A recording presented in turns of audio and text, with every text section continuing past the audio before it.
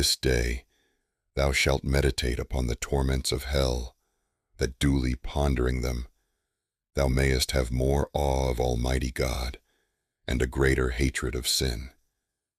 It will not be beside our purpose to imagine hell a horrible, confused chaos, a lake under the earth, a deep fiery dungeon, or as a spacious city, dark and terrible, burning with obscure and fearful fire, filled with wailings, bowlings, weeping for the inexplicable pains.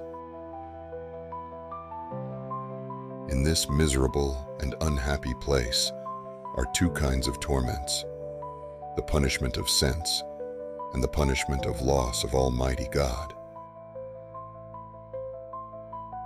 Consider that there is no outward or inward sense of the damned, which is not afflicted with a proper torment.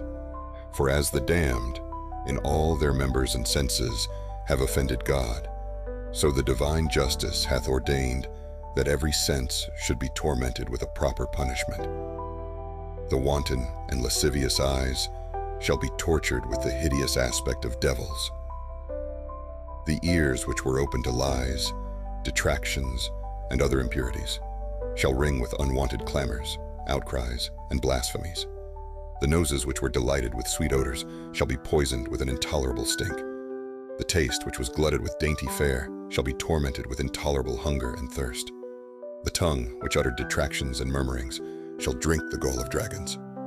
The wanton, which gave consent to their brutish desires, shall be frozen with extreme cold. The interior senses also shall not want their torments. The imagination shall be tormented with the apprehension of present pains, the memory with the calling to mind of forepast pleasures, the understanding with the fear of future griefs, the will with an incredible hatred and raging towards God. There shall be intolerable cold, unquenchable fire, a never-dying worm, a stench which none is able to endure, horrid darkness, grievous whippings, visages of devils, confusion of sinners, and desperation of all good. Tell me, pray thee, couldst thou endure one little moment the least part of these torments? Surely it would be very grievous, if not intolerable for thee. What then will it be to suffer this whole inundation of evils at one time in all thy members and senses, external and internal, not 1 or 1,000 nights, but for all eternity? Neither are these the greatest torments the damned suffer. There remaineth yet a more grievous, which the divines do call the punishment of loss, which consisteth in the perpetual privation of the beatifical vision of God and his saints, and of all that glorious and blessed society.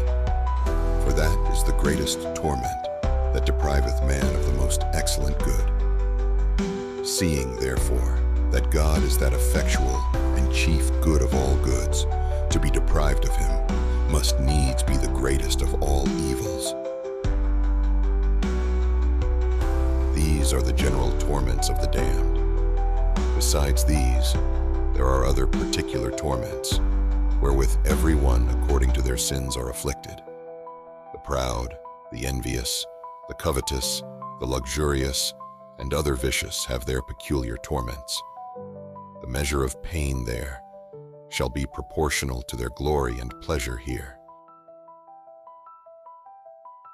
To all these aforesaid torments, eternity is yet to be added, which is, as it were, the seal and key of all the rest. This punishment is everlasting, without solace, without relaxation, without diminution, where remaineth no hope of an end of their torments, or tormentors, or themselves that suffer them, but is, as it were, a perpetual and irrevocable banishment, never to be recalled. From the eternity of torments proceedeth that great hatred wherewith they are incensed against God. Hence proceed these horrible blasphemies and curses, which with their impure mouths they rail at God, saying, Cursed be God who hath created us, and hath condemned us to an everlasting death. Cursed be his power, which doth so grievously afflict us. Cursed be his wisdom, that hath laid open all our wickedness. Cursed be his justice, that hath exacted eternal punishment for temporal sins. Cursed be his cross, which hath not benefited us. Cursed be his blood that was shed, seeing it requireth revenge against us. Cursed be the Mother of God, who hath showed herself to us cruel and unmerciful. Cursed be all the saints of God reigning with Christ, and rejoicing at our miseries. These are the hymns. This is that harsh melody, which the damned do continually jar, railing at the Almighty God, with detested blasphemies for all eternity.